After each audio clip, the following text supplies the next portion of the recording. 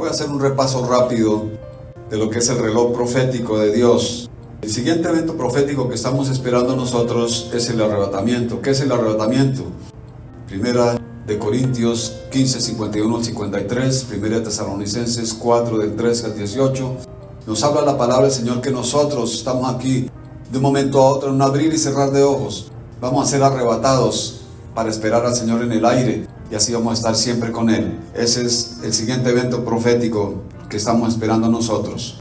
Después de eso viene una confirmación del pacto. Hemos hablado sobre un personaje satánico llamado el Anticristo. Él va a confirmar un pacto, el pacto que Dios hizo con Abraham. Eso está en Génesis 12, 15. El Señor le dijo a Abraham que iba a hacer un pacto por la tierra. Recordemos que el pueblo de Dios por desobediencia fue esparcido por las naciones del mundo en lo que es conocido como la diáspora. Y luego el Señor los reunió nuevamente, profetizado en Ezequiel, en Isaías, los reunió en su tierra y de allí nadie los va a mover. ¿Por qué? Porque el que cuida a Israel ni se adormece ni se duerme. Gloria al Señor. Después viene lo que es conocido como la gran tribulación, 7 años de tribulación, al final de los cuales viene el Señor Jesucristo y viene su victoria sobre el anticristo, el falso profeta y el demonio. En Apocalipsis 20 nos habla la palabra del Señor, Apocalipsis 20 del 11 al 15, y vamos a hablar de los dos juicios que habla la palabra del Señor. Un juicio es el juicio del trono blanco. Esto es para los incrédulos. El otro juicio es el juicio del tribunal de Cristo, que es para nosotros, cuando nosotros vamos a recibir allí galardones, tesoros, coronas, de acuerdo a lo que hayamos hecho, de acuerdo a nuestra fidelidad. Apocalipsis 20, del 11 al 15. Y vi un gran trono blanco, y al que estaba sentado en él, de delante del cual huyeron la tierra y el cielo, y ningún lugar se encontró para ellos. Y vi a los muertos grandes y pequeños de pie ante Dios. Y los libros fueron abiertos, y otro libro fue abierto, el cual es el libro de la vida. Y fueron juzgados los muertos por las cosas que estaban escritas en los libros según sus obras. Démonos cuenta, cuando la palabra del Señor se dirige al pueblo de Dios, nos habla a nosotros que estamos dormidos. Dormidos quiere decir, el cuerpo está aquí, pero no lo estamos con el Señor. Pero aquí está hablando los muertos, gente que murió sin Jesucristo, que rechazó el Evangelio. Y el mar entregó los muertos que había en él. ¿Qué es el mar? En este sentido es cuerpo sin enterrar. Y la muerte y el Hades entregaron los muertos que había en ellos y fueron juzgados cada uno según sus obras. Allí van a estar juzgados los borrachos, los adúlteros, los fornicarios, los ladrones, etc. De acuerdo a sus obras, van a recibir un castigo eterno de acuerdo a sus obras. Y la muerte y el Hades fueron lanzados al lago de fuego. Esta es la muerte segunda. Y el que no se halló inscrito en el libro de la vida fue lanzado al lago de fuego. Ese es el juicio para el incrédulo. El juicio para nosotros, se puede llamar juicio, es el tribunal de Cristo.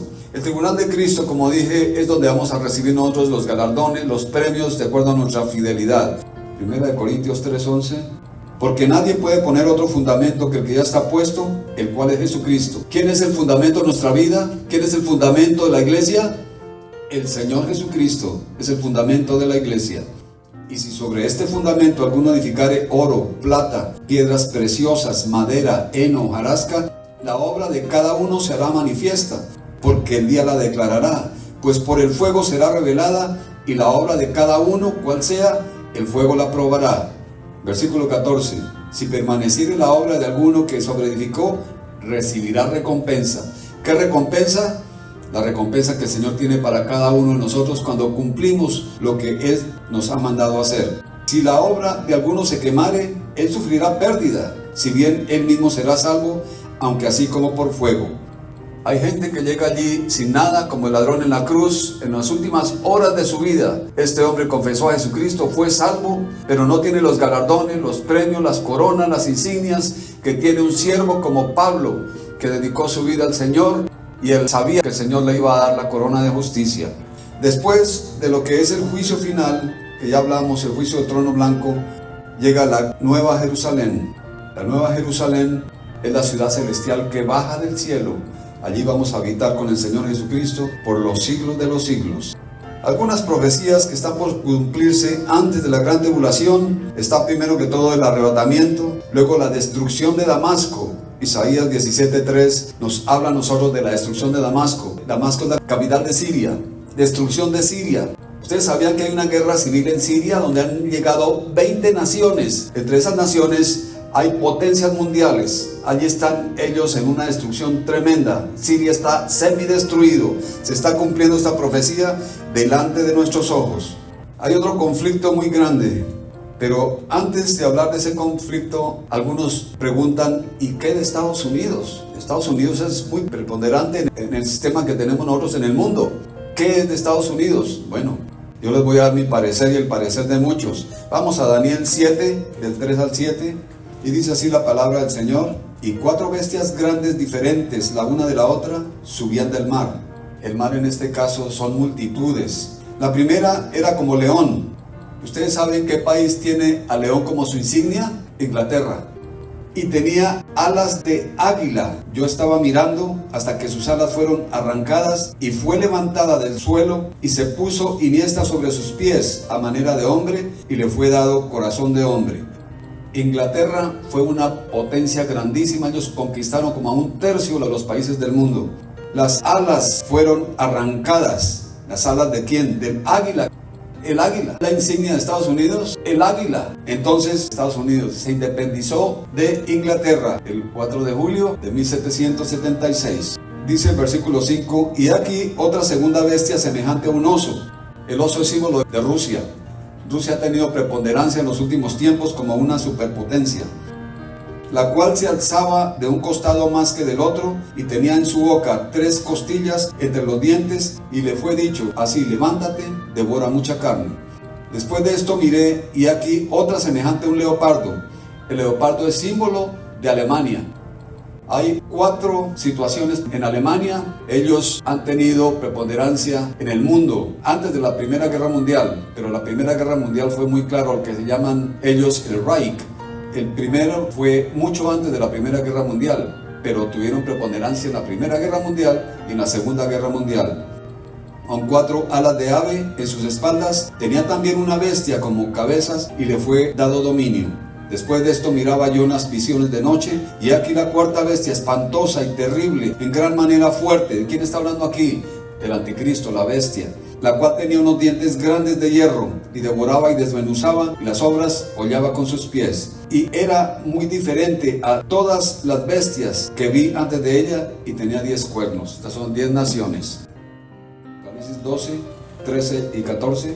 Y cuando vio el dragón que había sido arrojado a la tierra, el dragón es Satanás, persiguió a la mujer en ese caso es Israel, que había dado a luz al hijo varón. El hijo varón está hablando aquí de Jesucristo. Y se le dieron a la mujer las 2 alas de la gran águila. ¿De quién está hablando aquí? El águila de Estados Unidos. Nos damos cuenta que Estados Unidos va a tener preponderancia en esa época también, y va a ser usada por Dios para proteger al pueblo de Israel, para que volase de delante de la serpiente del desierto a su lugar, donde es sustentada por un tiempo, tiempos y la mitad de un tiempo. Por 3 años y medio, Estados Unidos va a estar allí protegiendo a Israel. Pero vamos a hablar sobre algo muy importante, que no lo vemos en las noticias, pero es algo supremamente importante. ¿Qué sitios hay en el mundo que puedan desembocar en la Tercera Guerra Mundial? La Biblia nos habla a nosotros de las guerras. En el libro de Salmos capítulo 83, en Ezequiel capítulo 38 nos habla de la guerra de Gog y Magog, y también nos habla de la guerra de Armagedón al final de los tiempos. Vamos a hablar del Salmo 83, leamos del versículo 1 al 5. Oh Dios, no guardes silencio, no calles, oh Dios, ni te estés quieto, porque he aquí que rugen tus enemigos, y los que te aborrecen alzan cabeza. Contra tu pueblo han consultado astuta y secretamente. ¿Cuál es el pueblo que está hablando aquí la palabra? El pueblo de Israel. Y han entrado en consejo contra tus protegidos. Han dicho, venid y destruyamos para que no sean nación. Esto es lo que los enemigos de Israel quieren. Hay 11 naciones alrededor de Israel que quieren la destrucción de Israel. Pero el enemigo más acérrimo de Israel en este momento es Irán. Y ahora vamos a hablar un poquito más sobre eso. Y no haya más memoria del nombre de Israel. Eso es lo que quieren. Uno de los líderes de Irán decía que quiere la bomba nuclear para exterminar y mandar a Israel al fondo del mar, porque se confabulan del corazón a una, contra ti han hecho alianza, las tiendas de los edomitas, de los ismaelitas, Moab, los sacareros, Jebal, Amón, Amalek y los filisteos y los habitantes de Tiro, también el asirio se ha juntado con ellos, sirven de brazo a los hijos de Lot. Todos estos son enemigos de Israel. En síntesis se puede decir que son los árabes, el pueblo árabe. Ese conflicto se puede llevar a cabo de un momento a otro. Hace un par de semanas Israel anunció que en 10 semanas la nación de Irán va a tener la bomba nuclear. ¿Qué quiere decir eso? Eso sucedió hace como 2 semanas. Quiere decir que hacia mediados de octubre el pueblo de Irán va a tener la bomba nuclear. Pero Israel dice, eso no va a suceder porque estamos listos a atacar antes de que eso suceda. Hace unos años sucedió que Irak estaba sacando también poderío nuclear y el armamento de Israel lo destruyó totalmente al punto donde no hay ni vestigios de lo que ellos estaban haciendo. Pero estamos mirando aquí un enemigo supremamente grande, supremamente peligroso, que es Irán. ¿Y qué es Irán? Irán cambió su nombre de Persia a Irán en 1935. Ellos quieren exterminar a Israel como sea y quieren sacar la bomba atómica y la quieren usar enseguida para destruir a Israel. Estamos hablando de pocas semanas, la posibilidad que sea pocas semanas.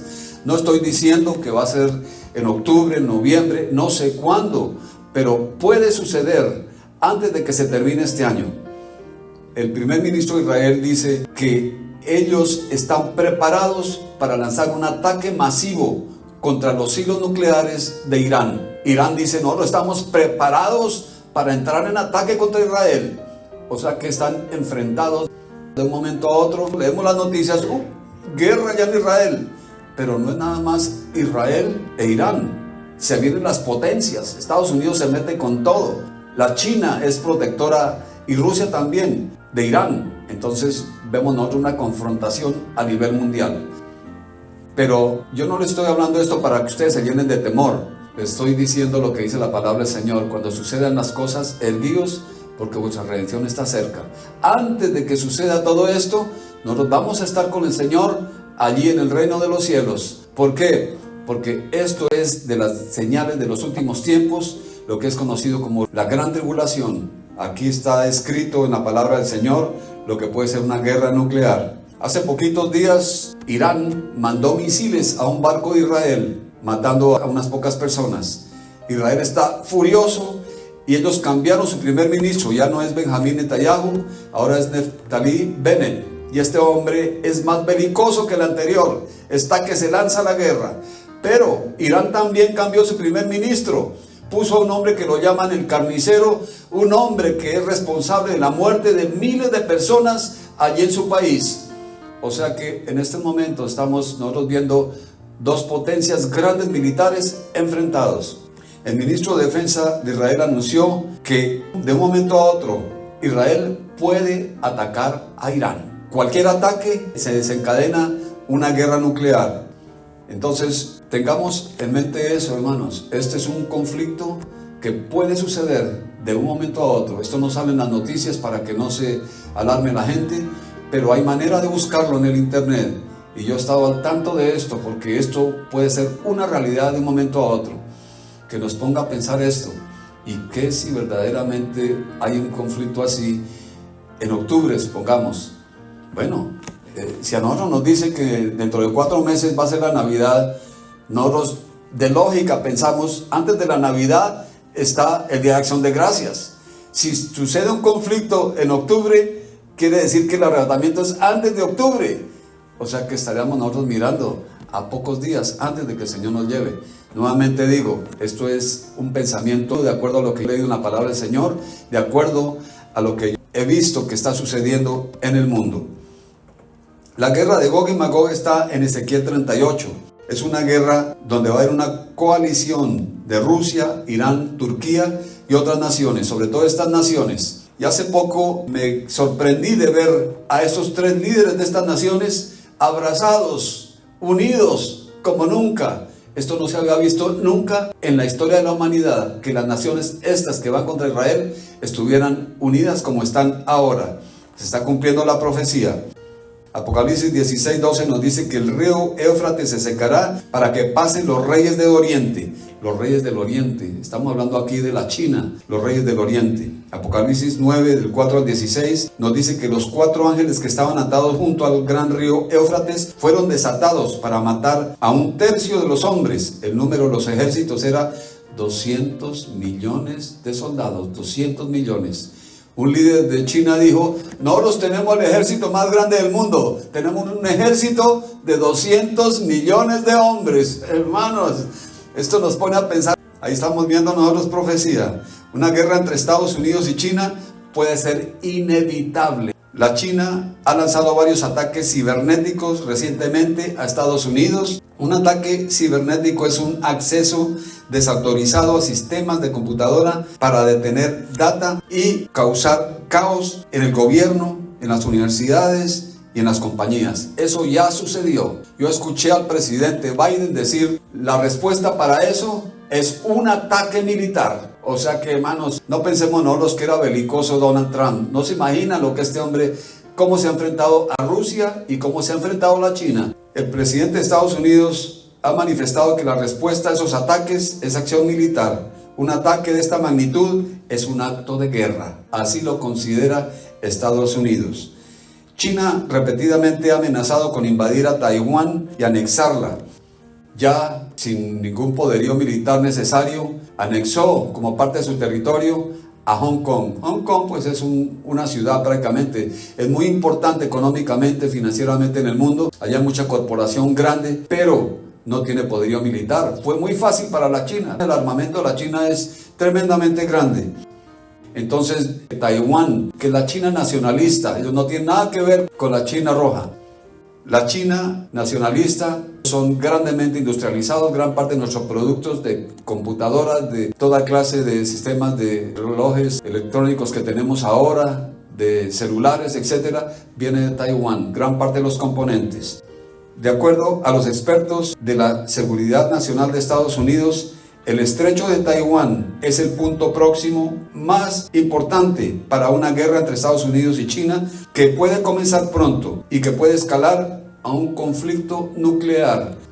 La China es muy belicosa en este momento. Ellos están haciendo bases militares submarinas. Por ejemplo, arrecifes son sistemas que Dios ha creado en el mar, donde la vida marina allí es abundante. La China lo que hizo es llenar de arena eso y formar una base de submarinos allí, cerquita a Japón, porque Japón se está rebelando contra la China, cerquita a las Filipinas, cerquita a Taiwán, y así puedes de allá neutralizar los ataques de Estados Unidos.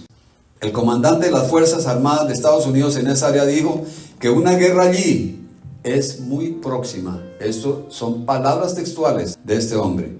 La China ha amenazado a Japón y otras naciones. Hay una coalición llamada Quad entre Estados Unidos, Australia, India y Japón, porque ellos saben el poderío de la China y saben lo peligroso que está. Japón no es un poder militar muy grande, es una isla pequeña que la China puede terminar fácilmente, pero allí está Estados Unidos con miles y miles de hombres preparados. De un momento a otro, cualquier chispa, cualquier posibilidad de guerra puede ser una realidad. Vamos a hablar de otros puntos importantes de posibles conflictos armados.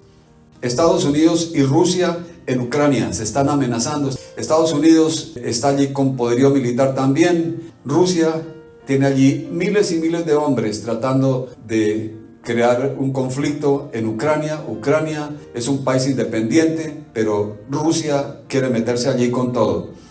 Otro conflicto es el de la India y la China, dos potencias nucleares. Ellos comparten una frontera de 3.500 kilómetros, son dos potencias nucleares. Otro conflicto puede ser entre Turquía y Grecia, entre la India y Pakistán, entre Estados Unidos y Corea del Norte. Estados Unidos tiene 3.800 ojivas nucleares, la China tiene 350, mucho menos.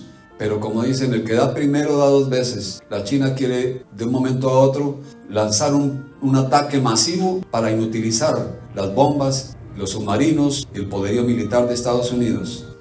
El arrebatamiento es antes de cualquier conflicto nuclear a nivel mundial. Pero Dios viene por una iglesia pura y sin mancha. ¿Qué necesitamos hacer nosotros? Estar listos en cualquier momento, porque en cualquier momento puede venir el Señor. Primera Tesalonicenses 5:23 dice: y todo vuestro ser, espíritu, alma y cuerpo, sea guardado irreprensible para la venida de nuestro Señor Jesucristo. Irreprensible. ¿Qué quiere decir irreprensible? Que nadie tenga nada que decir de nosotros. Apártese de iniquidad todo el que invoca el nombre del Señor Jesucristo. ¿Cuántos invocamos el nombre del Señor Jesucristo? Yo creo que todos. Qué importante que es vivir en santidad, hermanos. Yo pienso que el Señor está dando una advertencia muy clara de lo que está próximo a suceder, para que nosotros no nos hagamos ignorantes de estas posibilidades y estemos firmes y nos acerquemos más y más al Señor. Segunda de Corintios 13:14 nos habla a nosotros de la comunión con el Espíritu Santo. ¿Qué es comunión? Comunicación con el Espíritu Santo. Efesios capítulo 4, versículo 30, y nos dice así la palabra del Señor: y no contristéis al Espíritu Santo de Dios, con el cual fuisteis sellados para el día de la redención. Para el día de nuestra redención hemos sido sellados con el sello del Espíritu Santo. ¿Y qué quiere decir esto? Démonos cuenta, ¿quién más va a sellar a su gente? El anticristo va a sellar a su gente. Capítulo 13 del libro de Apocalipsis. El Espíritu Santo es una persona, tiene una mente, tiene sentimientos, tiene emociones, tiene voluntad. El Espíritu Santo se puede contristar con nuestras acciones, por nuestra manera de vivir, pero ¿qué contrista al Espíritu Santo? Él se pone triste cuando nosotros pecamos. La desobediencia a la palabra contrista al Espíritu Santo. Pensamientos pecaminosos contristan al Espíritu Santo. Cuando escogemos entretenimiento sobre oración, el Espíritu Santo se contrista. Cuando interactuamos con medios sociales más que con la palabra del Señor, se contrista el Espíritu Santo. Cuando vemos películas que no debemos ver, el Espíritu Santo se contrista. ¿Por qué se contrista? El Espíritu Santo es supremamente santo. Él no tiene comunión con el pecado. Cuando estamos en lascivia, ¿qué es lascivia? Es lujuria, es mirar a una mujer con deseos sexuales. El Espíritu Santo se contrista. Concupiscencia. Concupiscencia son pensamientos pecaminosos. Cuando nosotros esperamos algo malo para otra persona, cuando tenemos resentimiento, raíces de amargura, eso contrista al Espíritu Santo. Cuando nos llenamos de temor, eso contrista al Espíritu Santo. Recordemos que el temor de por sí lleva castigo, dice la palabra del Señor. Temor es como decir: Señor, yo no creo en ti, no confío en ti, en tu poder. Eso es lo que el enemigo quiere. Cuando nos llenamos de resentimiento, eso contrista al Espíritu Santo. Resentimiento es falta de perdón. El Señor dice: el que no perdona no puede ser perdonado. Cuando nos da pereza espiritual, hoy no voy a la iglesia, el Espíritu Santo nos despierta a las 3 de la mañana a orar. Ay no, preferimos dar vueltas en la cama por una hora que levantarnos a orar. Cuando ponemos creencias políticas por encima de la palabra de Dios. Algunos aquí de este país quieren y están apoyando lo que es el aborto, el asesinato de bebés. Si nosotros votamos por esas personas, estamos contristando al Espíritu Santo, porque la plataforma de ellos es pecaminosa. Cuando vivimos lo contrario a lo que predicamos, a veces en la iglesia somos unos, en la casa otros, en el trabajo otros. Cuando nos desconectamos de otros creyentes, contrista al Espíritu Santo. No os dejéis de reunir, dice la palabra, como algunos lo tienen por costumbre. Cuando tergiversamos la palabra para acomodar nuestros deseos, cuando evitamos predicar la palabra a otros, eso contrista al Espíritu Santo. Vamos a ver algunas señales de que el Espíritu Santo está en nuestra vida. Primero, hay una transformación. Segunda de Corintios 5:17. De modo que si alguien está en Cristo Jesús, nueva criatura es. Las cosas viejas pasaron. He aquí, todas son hechas nuevas. Todas. Nuestros pensamientos, emociones, aún nuestros sueños, nuestras palabras. Todo es transformado por el poder del Espíritu Santo. Tito, capítulo 3, versículos 4 y 5. Y nos dice así la palabra del Señor. Pero cuando se manifestó la bondad de Dios nuestro Salvador y su amor para con los hombres, nos salvó, no por obras de justicia que nosotros hubiéramos hecho, sino por su misericordia, por el lavamiento de la regeneración y por la renovación en el Espíritu Santo. Hemos sido renovados por el poder del Espíritu Santo. La palabra nos dice que el que comenzó la obra en nosotros, la perfeccionará hasta el día de Jesucristo. ¿Quién comenzó la obra en nosotros? El Espíritu Santo, el poder de Dios. Entonces, nosotros sabemos que el Espíritu Santo nos guía. También cuando estamos en los caminos del Señor, el Espíritu Santo hace que crezcan en nosotros y florezcan más los frutos del Espíritu. Gálatas 5, 22 al 23. Eso no lo teníamos antes. Teníamos los frutos de la carne, pecaminosos, andamos de pecado en pecado. Pero tenemos ahora los frutos del Espíritu. ¿Cuáles son los frutos del Espíritu? Amor, el primer fruto. Estamos más llenos de amor. La palabra del Señor dice en Romanos 5:5 que el amor de Dios ha sido derramado en nuestros corazones. Por medio de ese amor amamos a una de las personas que nos hacen daño. Ese amor es el que a nosotros nos llena de gozo, nos llena de paz. Gozo, estamos llenos de gozo, sobre todo cuando oramos, cuando alabamos al Señor. Nos llenamos de gozo, nos salen lágrimas de puro gozo que antes no sentíamos. No os embriaguéis, dice la palabra del Señor, antes sed llenos del poder del Espíritu Santo. Paz, tenemos más paz que antes, más. ¿Cuál paz? La paz que el mundo no conoce, la paz que trasciende el entendimiento humano. Y así los otros dones del Espíritu: paciencia, benignidad, fe, mansedumbre, bondad, templanza. Todos estos frutos brotan más en nosotros. Eso viene naturalmente. El Espíritu Santo nos ayuda a crecer espiritualmente. También cuando tenemos el Espíritu Santo sentimos su redarguir. La palabra del Señor nos dice que Él convence al mundo de pecado, de justicia y de juicio. Cuando nosotros pecamos ya no es como antes. Pecábamos y encima de eso pecábamos otra vez y otra vez. No había redarguir, no nos daba arrepentimiento. Pero ahora el Espíritu Santo pone en nosotros arrepentimiento. Vamos ante la presencia del Señor a pedirle perdón y vamos a estar nuevamente con Él. No que no pequemos, porque la palabra del Señor nos dice que el que diga que no peca es mentiroso y la verdad no está en él. Todos pecamos, todos nosotros pecamos, pero lo importante es que el Espíritu Santo pone en nosotros el quitar ese pecado por medio del arrepentimiento, por medio de pedirle perdón. También somos guiados por el poder del Espíritu Santo. Romanos 8:14 nos dice que Él pone el querer como el hacer. El Espíritu Santo pone el querer como el hacer. La palabra del Señor nos dice que Él nos guía, dice que nos hace entender y nos enseña el camino que debemos de seguir. O sea que Él guía nuestros pasos, dice la palabra. Él nos guía a nosotros por el camino que debemos de seguir. ¿Qué debemos de hacer? ¿Qué decisión? El Señor lo sabe todo y por medio de su Espíritu podemos tomar nosotros decisiones sabias. Aunque otros vean el futuro incierto, nosotros conocemos el final de nuestras vidas. Es glamoroso, es glorioso, es maravilloso. No se desanimen, porque pronto va a venir el Señor por nosotros. Vamos a estar en una celebración muy grande llamada las bodas del Cordero.